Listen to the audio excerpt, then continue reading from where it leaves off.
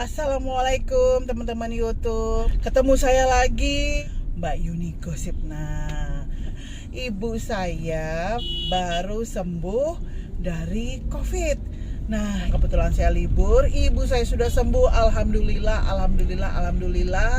Jadi saya mau ketemu sama ibu saya. Sekarang saya mau beliin makanan yang ibu saya suka. Ibu saya tuh suka makanan khas Jawa Timur. Itu apa? Rawon. Wah, ibu saya tuh favorit banget sama rawon. Sekarang saya mau beli rawon untuk ibu saya. Nah, oke guys, nih udah semuanya kan. Sekarang markilan, mari kita jalan.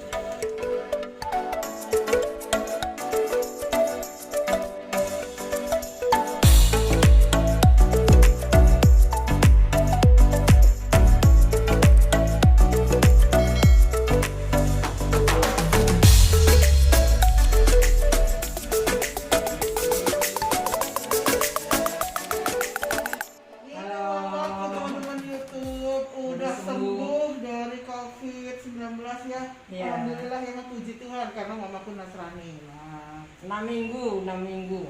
berarti 2 bulan ya? 1 bulan setengah. 1 bulan setengah. Benar yang tadi aku bilang sebelumnya. 1 bulan setengah. Ini sekarang aku kenapa nambahin jadi 2 bulan? Kok berulang?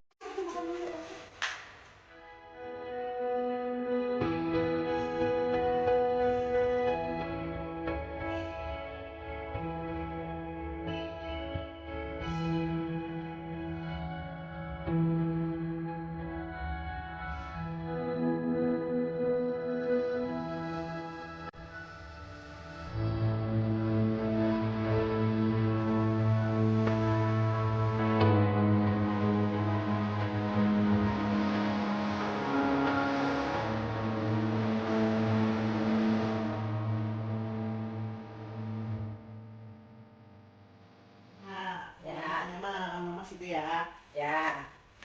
Mau nanya nih. Nih sekarang aku pengen mama itu cerita sama teman-teman YouTube aku. Pengalaman mama kemarin waktu terpapar COVID-19. Gitu loh teman-teman.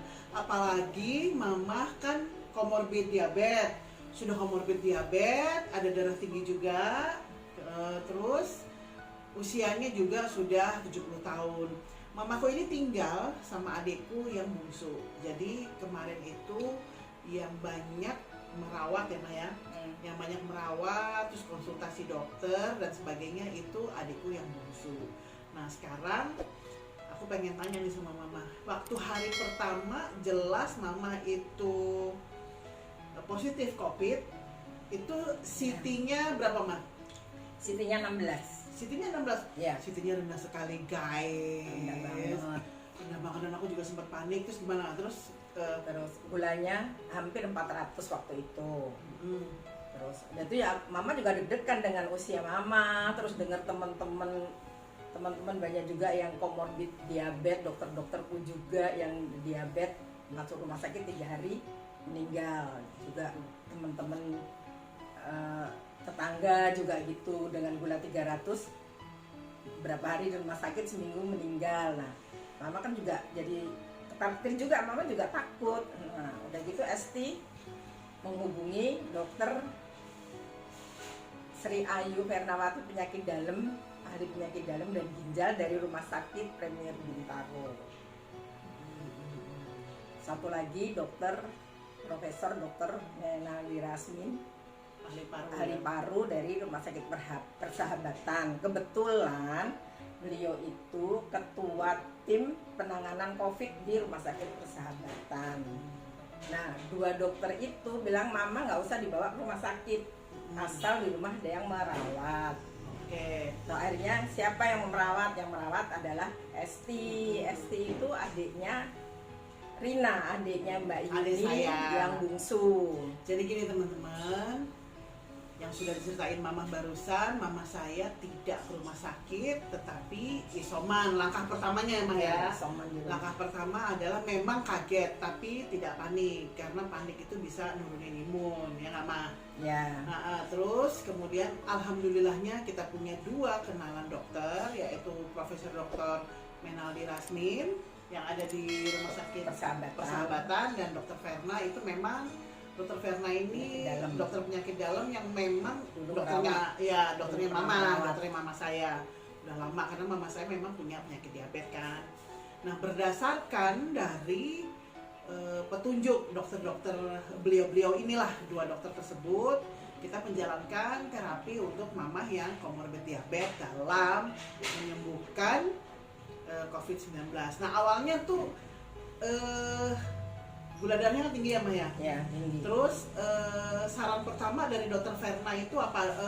Harus menstabilkan gula darah?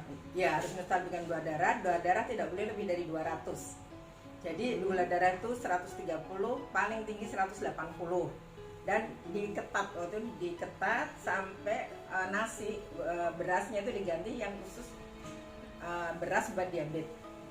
Dan semua jenis buah-buahan tidak boleh dimakan, apalagi jus itu juga nggak boleh, karena kalau buah di jus itu glikemiknya tuh tinggi, indeks glikemiknya tinggi.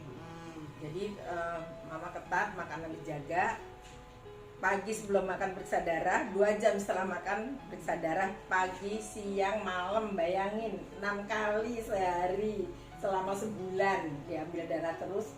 Setiap sebelum makan pagi, sebelum makan siang, sebelum makan malam juga 2 jam sesudah makan pagi, siang, dan malam. Nah, untuk menaikkan saturasi oksigen, mama tuh kalau mau bangun tidur pagi itu tidur tengkurap setengah jam, miring kanan setengah jam, miring kiri setengah jam, terus olahraga nafas.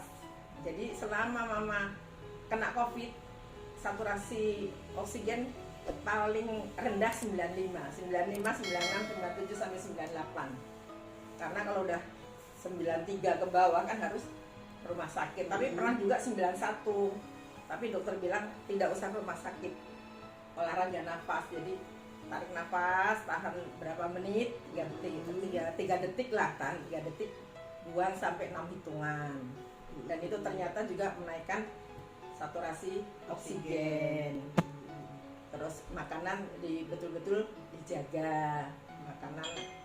Makanan tuh harus sama, pagi, siang, malam tuh misalnya nasinya setengah centong ya setengah centong terus. Oh gitu. Jadi kadang-kadang makan pagi 5 sendok nasi, gitu ya. Makan siangnya 5 sendok nasi, makan malamnya juga 5 sendok nasi. Ya. Itu pun berasnya sudah diganti dengan beras diabetes. Nah, lauk pauknya ya tinggi protein.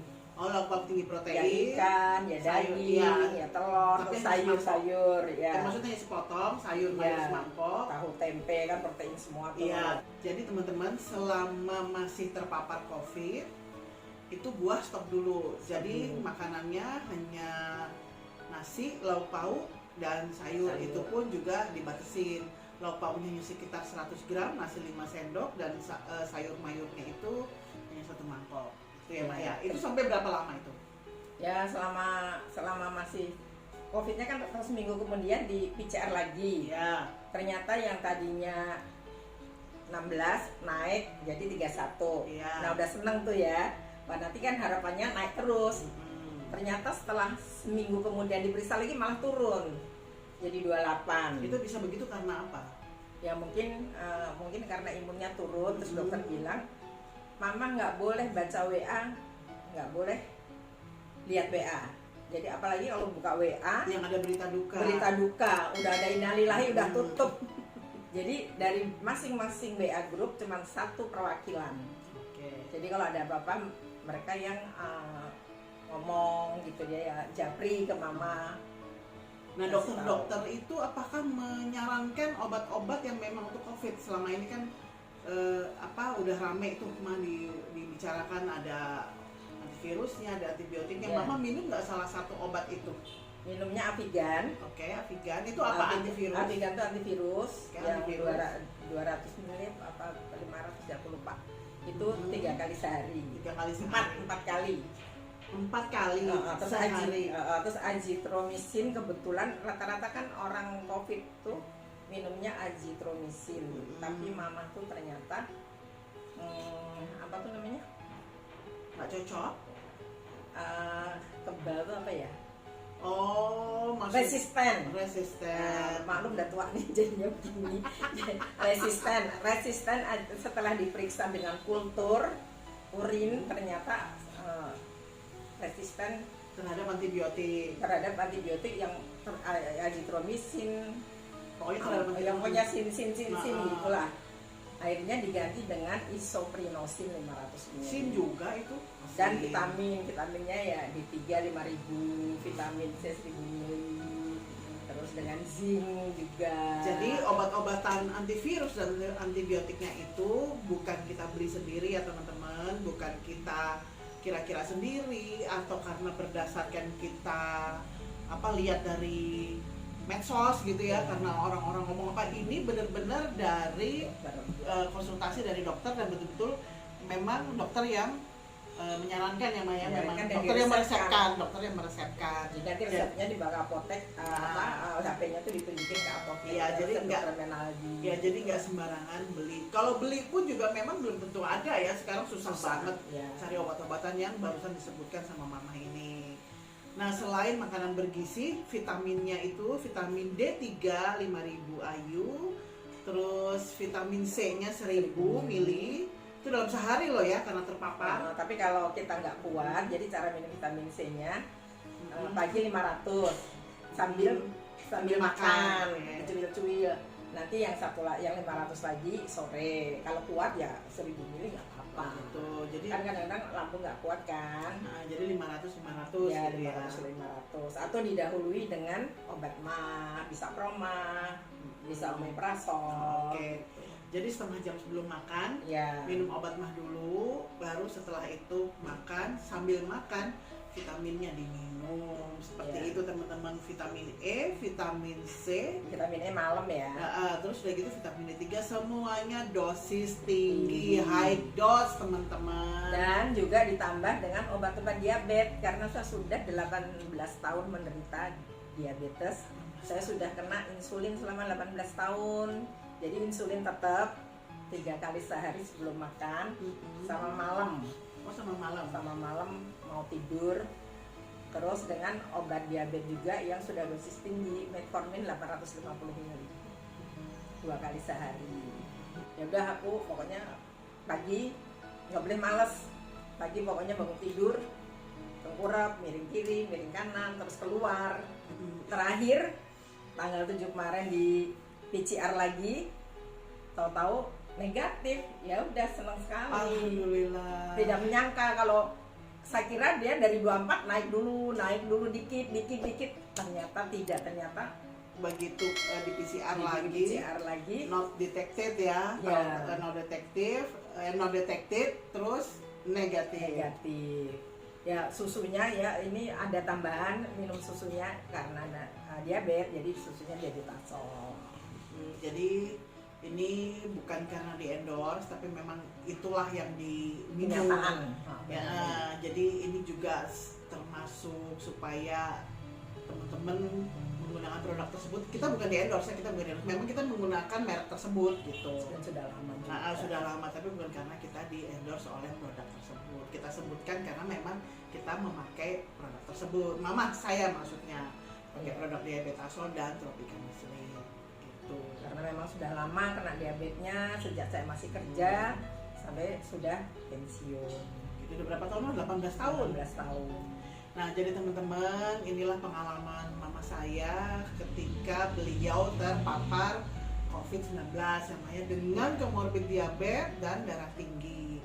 Karena kata dokter juga kalau penderita COVID, kita diserang COVID itu ada komorbid diabetes dan darah tinggi. Komorbidnya yang diserang sama virusnya itu. Jadi kemarin saya virus dan gula darah itu kejar-kejaran. Jadi gula darah tuh saya harus menekan banget, gula darah tuh tidak boleh lebih dari 200 karena kalau virus sudah nempel dengan gula darah kata dokter itu tidak bisa pisah, dia nempel seperti lem. Makanya banyak pasien COVID plus diabetes, terus banyak juga yang terus lewat. Saya mau video call adik saya dia mau kita ngobrol-ngobrol sama adik saya yang merawat mama, gimana sih pengalaman dia selama merawat mama sampai akhirnya mama dinyatakan negatif Nah, teman-teman YouTube, ini sekarang berhasil tersambung dengan adik saya yang ada di Lombok. Kita video callan. Ini teman-teman YouTube pengen tahu gimana ngerawat mama waktu terpapar COVID. Secara psikis juga mamanya siap kalau mama tuh terpapar COVID. Jadi kita lebih gampang merawatnya, dan memang karena mama tuh ada komorbid, diabetes. Pada saat mama terpapar COVID itu gula darahnya mama itu 360. Sebenarnya itu sudah diambang bahaya dan harus masuk rumah sakit. Dan saturasi oksigennya pada saat itu 91. Wih. Jadi memang kalau misalkan di masa-masa pandemi itu di rumah harus siap yang namanya oximeter, terus di rumah itu harus siap termometer badan. Kami putuskan untuk tidak membawa ke rumah sakit karena dalam kondisi COVID kemarin itu rumah sakit juga nggak memungkinkan. Jadi kami memutuskan untuk merawat mama sendiri di rumah dengan pengawasan dokter. Gitu. Jadi buat sheet buat kolom laporan ke dokter itu tentang saturasi oksigennya mama dan ngecek gula darahnya mama pagi sebelum makan dan 2 jam setelah makan. Jadi sehari itu sampai 4 sampai 5 kali mama dicek gula darahnya. Gitu. Udah gitu sampai baal tuh jarinya, kasihan mama. Tapi mau gimana lagi ya kan, sementara COVID itu sangat erat sekali kaitannya dengan gula darah dan virusnya senang banget sama gula. Jadi dokter memberikan saran untuk tidak mengkonsumsi segala sesuatu yang berhubungan sama gula. Gulanya sangat tinggi dan ataupun makanan yang konsentrasi gula menjadi tinggi, kayak nggak boleh, hindarin dulu jus buah. Karena jus buah itu membuat glikemik di dalam buah itu glikemik di dalam buah itu tambah tinggi. Kemudian mama tidak makan nasi biasa. Nasinya kami ganti dengan nasi shirataki atau nasi diabetes. Beras diabetes. Makanannya harus tinggi protein. Tinggi protein banget. Alhamdulillah sih dalam kurun waktu 2 hari gula darahnya mama sudah menurun secara stabil ya, dari 360 kemudian 240-an, kemudian turun lagi ke angka 200 sampai ke 180-an lebih. Karena target dokter adalah gula darah mama itu ada di angka 140 sampai dengan 180. Dan harus stabil selama terpapar COVID, harus stabil. Harus stabil ya. Dan harus dicek terus, dilihat terus, karena kadang-kadang tiba-tiba gula darahnya suka mendadak drop. Mendadak turun banget. Dan kebetulan ibu saya itu sudah pakai insulin. Jadi dengan pola makan yang tepat, dosis insulin itu bisa diatur oleh dokter, kira-kira dosis insulin yang tepat itu berapa, sehingga bisa membuat gula darahnya mama itu stabil. Dan kalau tiba-tiba mama ngantuk, tiba-tiba mama itu keluar keringat dingin, itu harus cek langsung cepat gula darahnya berapa, karena bisa jadi itu sangat tinggi sekali atau itu sangat turun sekali. Dan pada saat itu case yang lainnya lagi yang harus kami hadapi adalah mama saya itu resisten antibiotik. Resisten antibiotik. Iya, jadi nggak semua antibiotik itu bisa masuk ke tubuhnya mama saya. Jadi contohnya kalau misalkan orang COVID kan biasanya sama dokter dikasih azitromisin. Azitromisin itu nggak bisa badannya mama udah resisten. Jadi dikasihnya proprinosin dan antivirus. Nah, yang antivirus ini yang cukup menyedihkan, kemarin itu kita nyari antivirus tuh susah banget ya di seluruh Jakarta Raya ini, dan harga antivirus itu lumayan mahal. Satu strip isi 10 itu 650.000, bahkan teman saya ada yang beli 1 juta. Tapi alhamdulillah saya cuma dapatnya tuh 650.000, sementara mama saya itu sehari harus minum 6 butir. 650.000 itu kan juga duit, bukan daun semua. Oh no. Itu dia. Aduh. Mama itu harus dapat antivirus itu 40 butir. Gitu, jadi kita bukan nyari dan akhirnya dapat, itu belum sama ongkos kirim dari apotek dan segala ya. Terus kemudian mama harus PCR 6 hari sekali. PCR, jadi gunanya PCR 6 hari sekali itu adalah untuk melihat reaksi tubuh mama terhadap obat antivirus. Oke, oh itu. Dan itu juga dilihat reaksinya gimana nih. Ternyata alhamdulillahnya dengan obat antivirus yang rutin diminum, mama dari CT 16 langsung dalam kurun waktu 6 hari itu naik udah 31. Oh. Saya terima kasih juga sama semua teman-teman saya yang ngebantu pada saat keluarga kami sedang isoman. Itu makanan sampai terakhir sebelum saya berangkat ke Lombok aja, makanan yang kirim ke rumah masih banyak banget tiap hari. Kemudian teman-teman juga bantu oksigen, teman-teman bantu oximeter, semuanya dikirimin dari teman-teman saya ya, termasuk kayak obat-obatan itu 1 pak dikirimin juga dari teman-teman. Jadi ya sangat terbantu dan sangat membantu, dan kita jadi saling membantu satu sama lain. Karena di pandemi yang kemarin ini kurang lebih mungkin ada 14 orang teman saya meninggal, kemudian ada sekitar 40-an teman saya itu semuanya terpapar COVID. Oke, kalau gitu terima kasih ya pengalaman merawat mama yang udah diceritain tuh ke teman-teman YouTube tuh pengalaman adik saya. Nah, udah ya kalau gitu, sampai ketemu. Nah, teman-teman, itu tadi pengalaman adik saya dalam merawat mama saya. Dan sempat adik saya, keponakan saya satu rumah sama mama ini terpapar juga, tapi udah cepat sembuh. Jadi COVID ini memang wabah, tapi bukan sesuatu yang aib, bukan sesuatu yang menyeramkan, bukan suatu penyakit yang serem gitu, udah kayak sakit apa gitu, bukan. Tapi bila ada yang terpapar, ya layaknya lah kita saling bantu-membantu gitu, menginformasikan ke Satgas COVID setempat, terus ke puskesmas, sehingga si pasien bisa dipantau oleh dokter dari puskesmas, juga dari lingkungan. Sampai ketemu lagi ya teman-teman di konten-konten saya selanjutnya. Nah, jangan lupa loh, jangan lupa di subscribe. Oh, mama ngomongnya asli pakai bahasa Inggris. Di subscribe, di like, di komen, supaya saya tetap semangat selalu bikin konten ya toh. Terima kasih teman-teman, sampai ketemu lagi.